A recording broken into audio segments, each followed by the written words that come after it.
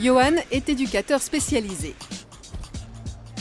Maxime, lui, est tapageur depuis 1 an. Et ils sont tous les deux les acteurs de notre histoire d'aujourd'hui. C'est avec Johan que l'on commence. Comme souvent avec lui, c'est dans la rue que cela se passe.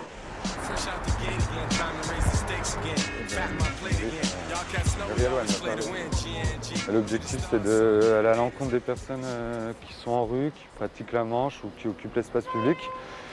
Et c'est de pouvoir voir les personnes qu'on connaît déjà pour garder le lien ou identifier de nouvelles personnes qui auraient besoin de nos services.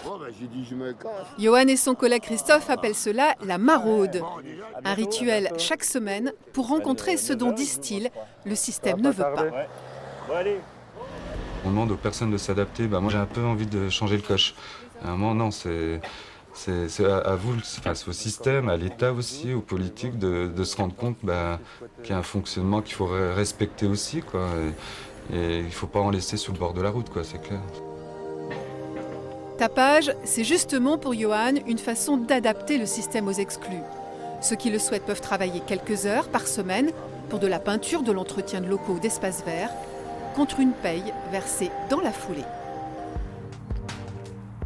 Maxime travaille chez Tapage.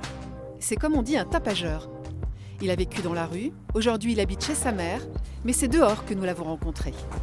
Tu marches souvent en général ? Oui, quand t'as rien à faire.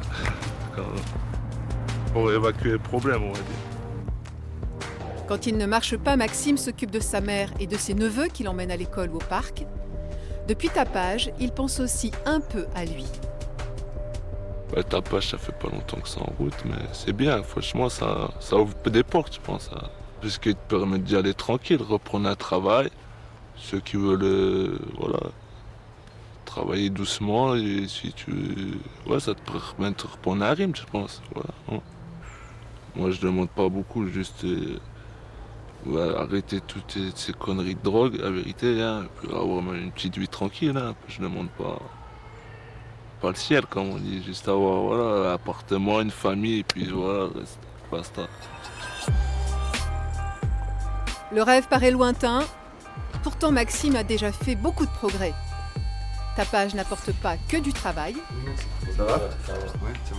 Maxime vient aujourd'hui faire le point avec Johan, l'éducateur. Les déclarations, pareil, par rapport au RSA, ça c'est réglé normalement. Ça, c'est toi qui le fais tous les trimestres ? Voilà, avec ma soeur, c'est moi et ma soeur. Tu le dis si tu as besoin d'être accompagné. Logement, addiction, santé psychologique, démarche administrative, tout est pris en compte. Et comme Maxime semble motivé, Johan lui propose d'aller encore plus loin. Ça fait presque 1 an que tu es à Tapage, là, en phase 1. L'idée, c'est que tu accèdes à la phase 2. Donc ça veut dire plus de chantiers dans la semaine. Okay. Il est assidu, c'est quelqu'un qui vient à chaque inscription en fait. Il y a d'autres savoir-faire et savoir-être que j'ai pu déjà repérer mais qu'on va retravailler ensemble justement pendant le mois à venir. C'est tout bon pour toi ? Oui. Désormais, Maxime va pouvoir travailler plus. Je m'en sors, je vois que je m'en sors. En échange, il devra faire plus d'efforts pour sa santé. Travail et addiction ne font pas du tout bon ménage.